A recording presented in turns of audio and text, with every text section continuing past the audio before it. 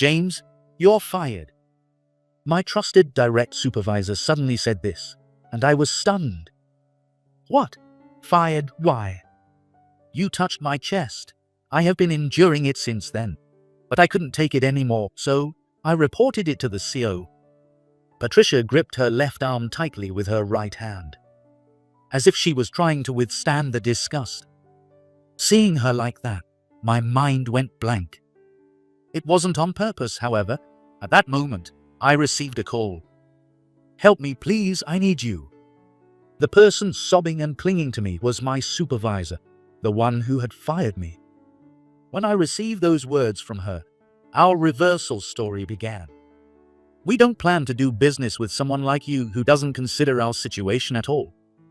Sorry, but please don't come back here to sell again. With those words, I, James Wilson, was kicked out of the client's company. How many times have I been chased out without getting a contract like this? I couldn't help but sigh. My company, Ocean, deals with audio equipment, musical instruments, and lighting equipment. Our job is to import these items from overseas and sell them to companies that create videos, studios, and live houses. It's not like I don't consider the needs of my clients when selling. I thoroughly research the clients and introduce products that they likely need. So why can't I close any deals? James, you're back. Judging by your gloomy face, it didn't go well again this time, did it? Well, your explanations are unbearable to listen to. As soon as I returned to the office, Vice President Brown appeared in front of me with a condescending smile. Yes, just as he said, I'm bad at explaining things. No matter how many words I use to explain, no one ever listens. I seriously wonder how someone like you managed to pass this company's interview. Even the university you graduated from is a low-tier local school. It just shows that the CEO has no eye for talent. That's not. Can you deny it with your sales record? Standing in front of the whiteboard showing this month's sales figures, I could only remain silent. He laughed at me through his nose. If you're so incompetent, you should just quit the company yourself. I'm sorry. I was getting fed up with the vice president's criticism when Patricia, the supervisor, interrupted. She crossed her arms and glared at us. Could you move? I need to get through. Intimidated by her, the vice president and I stepped aside. Since we were blocking the entrance to the sales department, I realized we were in the way. Patricia is as scary as ever, such a waste of beauty. Beauty has nothing to do with it. It does, plus, with the CEO's daughter acting like that. It tarnishes his reputation too. That's not true. What evidence do you have that being beautiful but cold damages the CEO's reputation? Oh, shut up. You really don't understand people's feelings? With that, the vice president returned to his desk. I sighed again. After finishing lunch at the company cafeteria, I headed back to the department and saw Patricia walking ahead of me in the hallway. As the vice president said, Patricia was beautiful, but her demeanor, speech, and mannerisms were equally graceful. Even now, just watching her walk from behind was mesmerizing. Taking advantage of the empty surroundings, I watched Patricia from behind when a piece of paper fluttered down to my feet. Patricia, you dropped this. I picked it up and called out, and she turned to face me. Thank you, James. I was surprised and pleased that she remembered my name. Suddenly, I wanted to talk to her more. Is that a new project? Yes, it is. The idea of creating a free music school is great. It would be a great way for people to experience the instruments and audio equipment we handle. But just that might not be enough to keep students from quitting quickly. I think having them participate in some kind of competition or giving them a platform to perform would boost their motivation. What do you think? As I shared my idea, Patricia looked at me with wide eyes. James, this is the first time you've seen this paper, right? Have you seen it somewhere before? Yes, it's my first time seeing it. I see, so you think giving students a chance to perform will help maintain their practice motivation? Yes, And if you need any data, I can gather it for you. No, that's okay. Turning on her heel, Patricia quickly walked away. Her cold attitude made me realize I might have messed up my explanation again, and I held my head in my hands. That's probably it. Otherwise, she wouldn't have walked away so quickly without asking any questions. I felt disheartened. But the next day, James, from today, you'll be working directly under me. What? I was stunned by Patricia's words when she approached me right after I got to work, and I couldn't help but exclaim. The whole department seemed to share my shock as murmurs spread around. Why James? To take someone as incompetent and bad at explaining as him as her subordinate? She must lack the ability to judge people, just like the CEO. If it doesn't work out, she'll be held responsible for appointing him. Patricia silenced them with a sharp glare. Although it was sudden, I was honestly happy to be working with Patricia. I was determined to be of help to her. In my heart, I was eager. Patricia seemed to be coming up with a new project. It appeared that she was competing with proposals from other supervisors, and the chosen one would be officially adopted. At first, I was tasked with jobs like compiling data and reading and summarizing materials. But gradually, Patricia started asking for my opinions on various matters. Things like the types of instruments to place in the classroom, budget proposals, and how to recruit teachers. Patricia, do my opinions really help? I asked, feeling doubtful, while she typed on her keyboard, frowning. I worried that my contributions were not useful, and that she was just asking for my input out of obligation. I'd prefer you not say, really. If your opinions weren't helpful, I wouldn't ask. Your insights are very valuable. Her response left me dumbfounded. Then Patricia stopped typing and looked at me directly. The other day, when you picked up the project proposal in the hallway, you read my plan and even suggested improvements in that brief moment. I realized you're incredibly quick-witted and perceptive. People around me don't offer feedback because I'm the CO's daughter. They're all yes men. That's why your input is so precious. Please continue to share any observations with me. It was the first time I had met someone who listened to me so attentively. At that moment of realization, Patricia, looking straight at me, seemed dazzlingly radiant, and my spirits soared. Thank you, Patricia. I will do my utmost to ensure our proposal is accepted. Patricia seemed to smile slightly. My heart became even more captivated by her. Patricia's proposal, which incorporated many of my ideas, was accepted, and the project soon started. We rented a room in a building near the office and opened a free music school. There are plenty of paid music schools, but free ones are rare. Patricia wanted to open this school so that children who couldn't afford it could experience the joy of music, thereby contributing to the development of the music industry. Her wish seemed to be realized as the music school became a success. Musicians and live studios who learned about this initiative often approached us, saying they wanted to use equipment from such a commendable company, which also boosted our sales. This was just as I had predicted. 3 months after the music school was opened, I went with Patricia to see how the classes were going. In the classroom, students were holding various instruments, practicing with serious expressions. Occasionally, teachers would offer advice. Seeing the smooth operation of the classroom, I couldn't help but smile. At that moment, a child tugged at my pants. He was holding a mini guitar and looking up at me. I can't play this part. Can you help me? It seemed he had mistaken me for a teacher. Noticing this, Patricia crouched down to meet the child's gaze. This person isn't a teacher, but... It's okay. What's your name? You mean me. I'm Steve Jones. Steve, right. What part are you struggling with?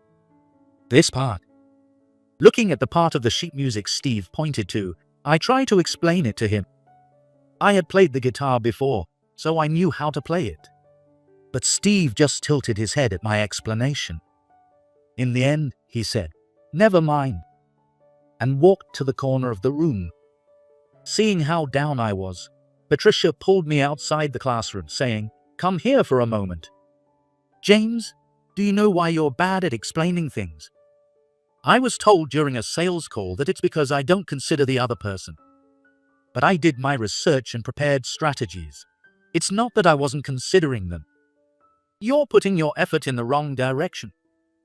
Her blunt words took my breath away. You assume people understand things without you having to explain them, or that they know the meanings of certain words. But they might not, so you need to make sure they fully understand. That's what it means to consider the other person. Now that she mentioned it, I realized I never checked if others understood my explanations. It was like scales had fallen from my eyes. I've always been explaining things from my own perspective. No wonder no one listened to me. I muttered self-deprecatingly, looking down at my feet. Patricia, as usual, looked at me straight on. "You're smart. If you start practicing what I just told you, you'll get better. I guarantee it." A surge of warmth rose from my chest. But I swallowed it down, determined not to show it in front of her. First, look at the person's face properly. Earlier, you weren't looking at Steve's face at all. You couldn't see his expressions. Now, practice. Look at my face. Saying this, Patricia looked up at me directly. Pierced by her beautiful eyes, my heart began to race. Embarrassed, I couldn't help but look away. If you can't do it during practice, you won't be able to do it in the real situation. I'm sorry, but you're too beautiful to look at directly. Leaving out subjects and objects like that is another bad habit. Say clearly, what is beautiful? Patricia, you are. When I honestly conveyed this, I heard a sharp intake of breath. I cautiously looked at Patricia and saw her face turning bright red. Knowing that she could also get embarrassed like this made my heart race even more. Just then, a few children burst out of the music classroom and bumped into Patricia, not noticing her. I quickly supported Patricia as she stumbled. Sorry. The kids, seemingly in a hurry, ran off without stopping. I watched them leave in exasperation, but then I realized I felt something incredibly soft under my hand. My hand had accidentally landed on her chest. "Oh, I'm so sorry." I quickly stepped away from Patricia. She turned away, her ears bright red. "Anyway, make sure to look at the person's face and use your words fully. Understand?" "Yes, and I'm really sorry. I'll go back to Steve now and try what you taught me." Feeling awkward, I returned to the classroom. Steve was still huddled in the corner, holding his mini guitar. I took a deep breath and approached him.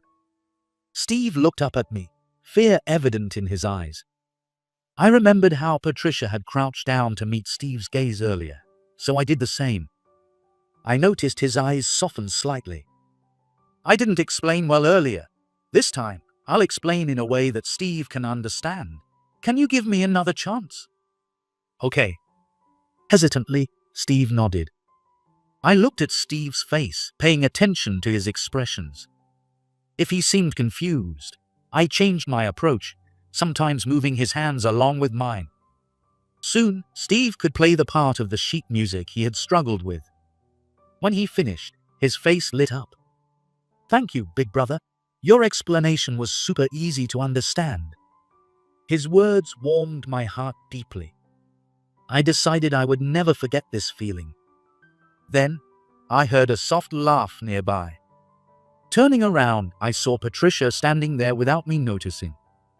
"Well done," she said with a smile as lovely as a blooming flower, and my heart naturally raced. It was a very pleasant feeling. A few weeks passed after that.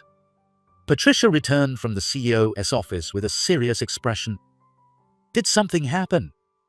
Since successfully explaining to Steve, I had made it a daily habit to follow Patricia's advice and look at people's faces.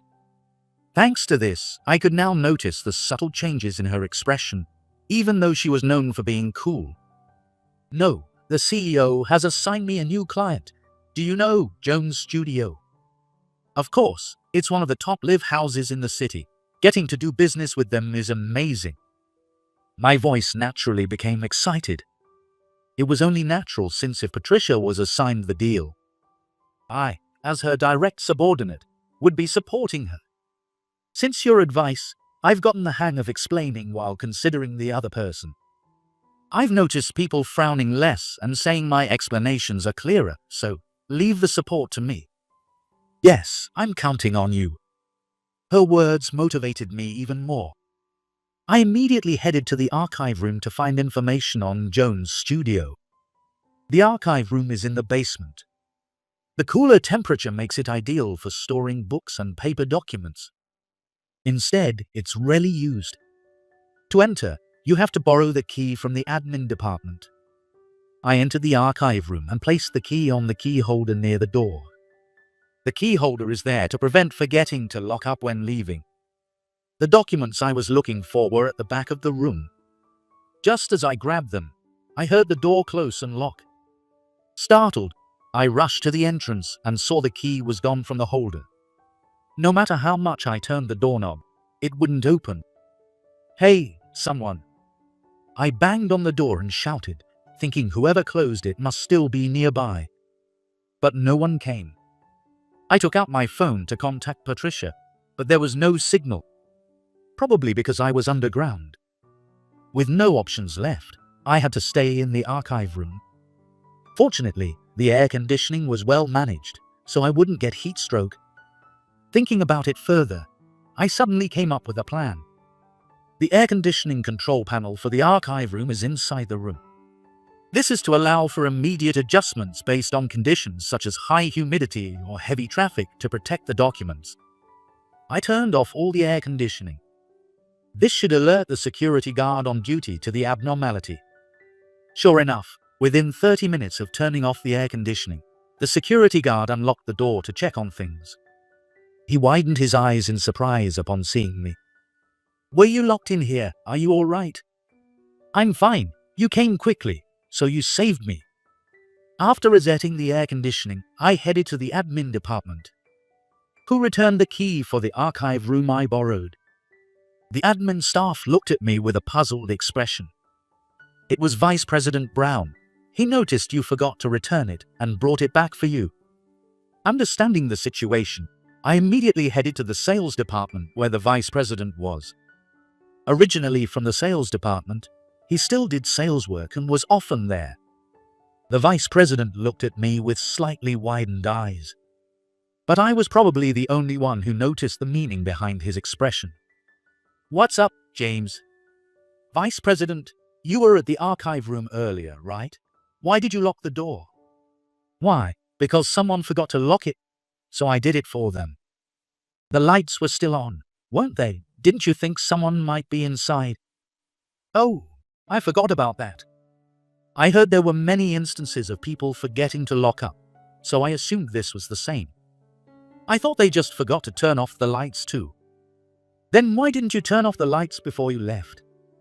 The vice president glared at me. "You're getting cocky just because you're working directly under Patricia, aren't you? Talking back to the vice president like this. A useless person like you should just follow the coattails of a girl who only succeeds because of her father's influence." A few people around us snickered. I realized they were the ones who always sucked up to the vice president. "James, what are you doing? I was looking for you when you didn't return." Patricia appeared. She gasped when she saw me facing off with the vice president. The vice president shrugged exaggeratedly at her. "Patricia, you need to properly discipline your subordinate. He tried to falsely accuse me of locking him in the archive room." "I didn't falsely accuse anyone. I just came to confirm the facts." Patricia stopped me as I bit back at the vice president's words. "I apologize for the inconvenience. I'll make sure to talk to him." After apologizing, Patricia pulled me away from the vice president. "I'm sorry, Patricia. I didn't mean to make you apologize." "Don't worry about it. More importantly, what happened?" I explained to Patricia that I was locked in the archive room, and that the vice president was the one who returned the key after me. "I see. Thank you for telling me." She remained stern for the rest of the day. The next morning, when I arrived at work, Patricia was already at her desk. I was impressed by her early start. "Good morning, Patricia." As usual, I greeted her. But Patricia gave me a cold and sharp look. "James, you're fired." I was dumbfounded by the sudden news. "What? Fired? Why?" "You touched my chest. I had been enduring it since then, but I couldn't take it anymore, so I reported it to the CEO yesterday." Patricia gripped her left arm tightly with her right hand, as if trying to withstand the disgust. My mind went blank. I hadn't realized how much she had been hurt. That realization was a shock to me. "I understand. I'll leave. But please let me thank you one last time. Thanks to you, Patricia, I was able to grow significantly. You listened to me seriously, and that saved and changed me. Thank you so much." After thanking, I gathered my things without looking at her and left the company. I thought she would hate to even meet my eyes, so I didn't look at her. Therefore, I didn't know what expression she had on her face. The next morning, I woke up with a headache. Empty beer cans were scattered around my bed. I was so shocked and sad that I tried to forget everything by drinking beer when I got home yesterday. I took a headache pill from the medicine cabinet and swallowed it. Then I sighed deeply. "I need to find a job," I said out loud, but I had no motivation at all. The gaping hole of loss in my heart was swallowing me whole. One day, as I continued to sit idly at home, thinking I should do something, my phone suddenly rang. I looked at the screen with a foggy mind and saw the name Patricia Anderson. I hurriedly pressed the answer button. "Hello." For a while, Patricia didn't say anything. I could only hear the sound of her sobbing. I wanted to rush to her side immediately, but I didn't know where she was. I also wondered if she might have called me by mistake, so I paced around the room anxiously. Then, I heard a faint voice say, "Sorry." I stopped pacing and quickly sat down, even though no one was watching. "Help me, James." Hearing her call my name, I felt relieved that it wasn't a mistake, but anxiety also surged. For Patricia to ask me for help, something must be terribly wrong. "I'll help. Where are you right now?" "I'm downstairs at your apartment." In shock, I rushed out to the balcony. There, sitting on the edge of the flower bed directly below, was Patricia, looking up at me.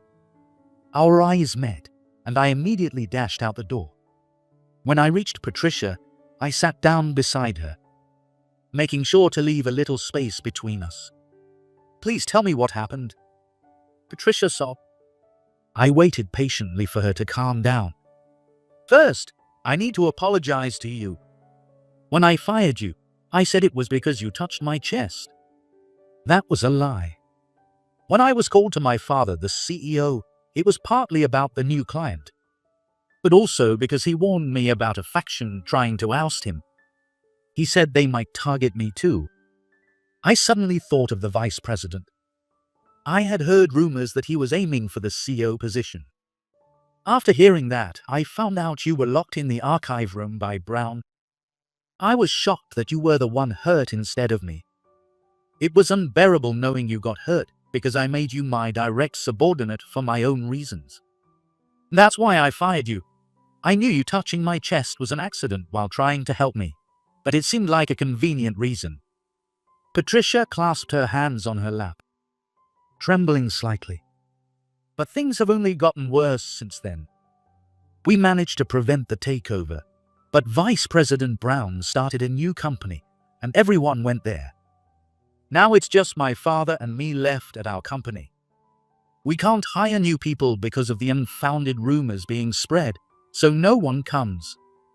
It's almost like we've been taken over. I didn't know what to do, and the only person I could think of to rely on was you. I'm sorry. I tried to avoid dragging you into this by firing you, but I'm weak and ended up calling you. I'm so sorry." Patricia started sobbing again. I fought the urge to hug her. "Patricia, if you're going to drag me into this, then drag me all the way." Patricia stopped crying in surprise. Before I got your advice, I was terrible at explaining things. It's been that way all my life. No one ever listened to me until the end. They would just walk away, saying they didn't want to hear what I had to say. So, I couldn't get along with anyone, and was always alone. But Patricia, you were the first person to listen to me seriously and to the end. You asked questions whenever you didn't understand something in my explanation. You summarized my points and confirmed them with me. You considered my feelings and helped me improve. That's why I want to repay your kindness. Please make me your direct subordinate again. But being with me will only bring you misfortune. You're smart. Don't you realize that? No, it won't. The real misfortune for me is being away from you. From the day I got fired until today, I've been overwhelmed by a sense of loss. But happiness means different things to different people. If you care about me, please let me protect you. I can't bear not being able to protect the woman I love. I love you, Patricia. Let me protect you and your precious company. Okay, I'm sorry for causing all this, James. Instead of an apology, there's something I want to hear from you. I looked at Patricia intently. Her cheeks turned a faint shade of red. I love you too, James, Patricia said as she hugged me. I held her slender body close. The sense of loss had long vanished, replaced by happiness filling me. When I brought my face closer to hers, she gently closed her eyes. We kissed. I returned to work at Ocean. As Patricia had said, only she, the CEO, and I were left at the company. Thank you for coming back, James. The CEO welcomed me with a firm handshake. I'm really glad I hired you. During the interview, the other executives wanted to reject you. I stopped them. While your explanations weren't great, your passion came through clearly. His words warmed my heart. Determined, I vowed to rebuild this company for the CEO who hired me and for Patricia, who brought out my potential. Do you remember the new client I secured before you left? I want to approach them again. If Jones Studio uses our products, it will restore our reputation. Got it. Let's do it. Patricia and I headed straight to Jones Studio. We explained the benefits and advantages of our products to the studio owner in detail. When we finished, the owner applauded. That was an excellent presentation, but, you see, we've received an offer from another company as well. That's right, so why don't you leave now? Suddenly, standing before us was our former vice president, Brown. Patricia and I were taken aback. Brown smirked down at us. Owner, it would be much better to do business with us than with a company on the brink of bankruptcy. Please take a look at this. Though we are a newly established company, our sales are steadily increasing. Brown pulled out some marketing materials and showed the owner a page introducing his company. There was a bar graph showing the sales trends. The horizontal axis represented the months, and the sales appeared to skyrocket each month. But, Brown, this graph is strange. The vertical axis numbers get smaller after $5 million, going 6, 5, 7, 7, 3, and 7,4. They are written so small that you might not notice at a glance. This makes it look like the sales are increasing significantly every month. What? I didn't notice that. My subordinate made this, and it seems there was a mistake. As Brown tried to grab the materials, I quickly skimmed through them, avoiding his hand. Some of the other graphs are strange too. This dual-axis graph has different units on the horizontal axis for the bar and line graphs. Also, the product listed here was recently recalled. It shouldn't be introduced to clients. Shut up. What do you know from just glancing at it? Give it back. No, this is for me, isn't it? So I'll take a look. The owner said as he took the materials, leaving Brown fuming and glaring at us. James was right. To find so many mistakes at a glance, you must be very smart. No, that's not. Yes, he's from a low-tier local university. He can't be smart. Actually, Brown, He chose that university because the company his parents worked for went bankrupt when he was in high school. So he had to stay close to home. He originally planned to apply to a top-tier university. He got the highest grades in all his classes for 4 years. Even at a so-called low-tier university, that's no small feat. Plus, he earned multiple certifications, including a sales specialist and an MBA. Is he still incompetent? Brown looked at me in shock, then gritted his teeth in frustration. But it's true that Thousand Oaks is on the brink of bankruptcy. And their company is a black company. I started a new company to protect the employees from such a place. Yes, I've heard such rumors. That's a lie. We don't have unpaid overtime. We properly compensate employees for their extra hours. But former employees say otherwise. Patricia desperately tried to explain, but the owner stroked his chin, looking troubled. He valued morals and ethics more than sales. So unless we prove that we're not a black company, he won't do business with us. But how can we do that? Even with Patricia's explanations, he still seemed doubtful. Brown, noticing our inability to respond, had a triumphant look on his face. Well, it's settled then. Jones Studio will do business with us now, you two. Get out. Brown grinned smugly and tried to usher us out. As Patricia and I exchanged helpless glances, suddenly a child slipped between us and entered. Not watching where he was going, he bumped right into Brown's leg. Who are you? The child flinched at Brown's sharp gaze.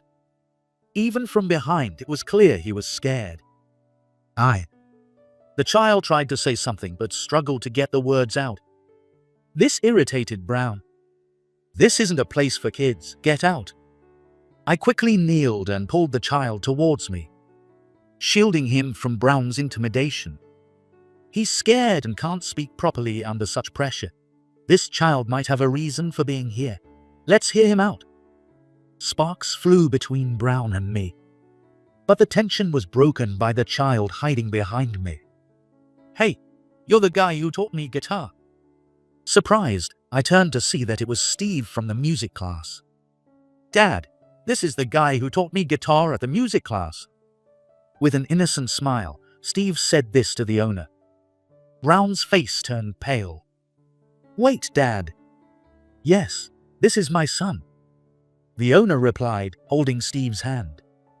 Actually, Steve was bullied at his previous school.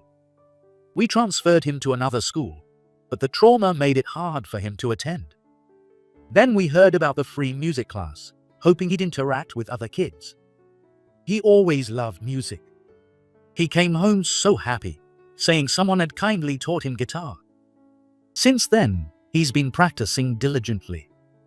He even made friends with a classmate who also attended the class, and it encouraged him to go back to school.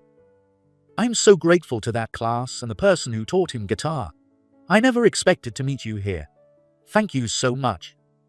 With tears in his eyes, the owner apologized deeply to me. No, it was Patricia here who proposed the idea for the music class. I could teach Steve guitar because of her advice, so you should thank her. I see, thank you so much. The owner shook Patricia's hand and expressed his gratitude repeatedly. Patricia, blushing, said, No, it's nothing. I've decided I will do business with you. The owner announced, causing Patricia's face to light up. In contrast, Brown looked panicked. Wait, owner, you will definitely regret deciding to do business with them. No, I won't. I would regret not repaying the kindness my son and I received. The owner directed a determined gaze at Brown, who faltered under the intensity. And I remember very well how you treated Steve earlier. If you insist on doing business with us, I would like to verify if a company with a CEO who intimidates children is truly a white company. Brown, wide-eyed, turned on his heel and left without another word. After seeing him off, we straightened up in front of the owner. Thank you for deciding to do business with us. We will prove that your decision was the right one. It is an honor to do business with a company that has such honorable people like you. Please let us help with your company's recovery. We shook hands firmly. Steve said, I want to too. So we shook hands with him as well. Thanks to starting business with Jones Studio and the owner spreading the word about us to other studios and production companies, many new clients approached us for business.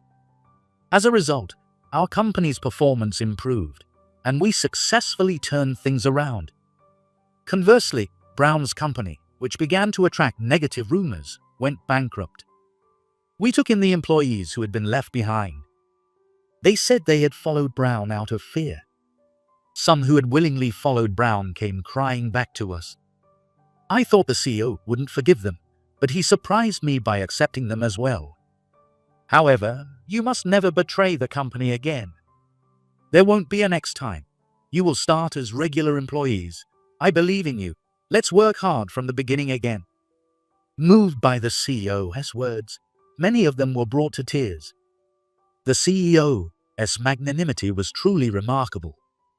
Morale soared, and now everyone is working hard to contribute to the company. Sales are steadily increasing, and Ocean is thriving. To do business with someone who sincerely considers our needs is an unexpected pleasure. I look forward to working with you. With those words, I left the client's company. A clear blue sky stretched above me. Welcome back, James. The CEO wants to see you. Let's go together. Patricia, the vice president, appeared before me with a smile as soon as I returned to the office. I wonder what this is about. Maybe it's about the project we worked on before. The one you led, maybe. We walked down the hallway talking and entered the CEO's office together. Excuse us, sir. Thank you for coming. I have a special request for you, James. Would you become the next CEO of our company? What? I exclaimed and immediately looked at Patricia. She was still smiling, apparently aware of this. But Patricia is the vice president and your daughter.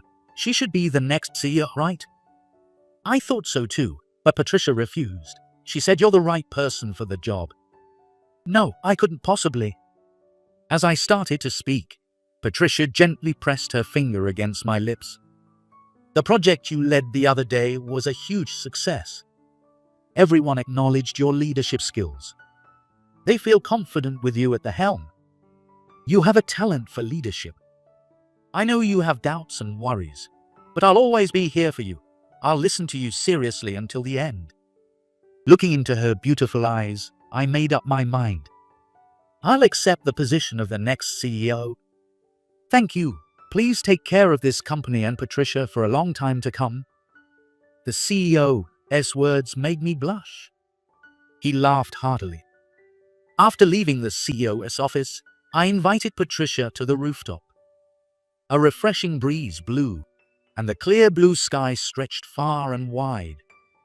I've been wondering when to say this, and with the opportunity of becoming the next CEO, I thought now is the perfect time. Patricia, will you marry me? I pulled a ring case from my pocket and presented the ring to Patricia. She looked surprised, then blushed and smiled. Have you been carrying that around? Yes, to be ready to propose at any moment. I am glad you were all prepared. Yes, I would love to. Patricia extended her hand. Taking her hand, I slipped the ring onto her finger. The ring on Patricia's finger and her smile shone brightly under the blue sky. Thinking about others is important, not just in work, but in all relationships. I used to believe I was considering others when, in fact, I was only thinking about myself. It was someone who genuinely listened to me that made me realize this. I still remember the joy and the smile on the other person's face when I acted with true consideration for the first time. I want to remember that moment forever.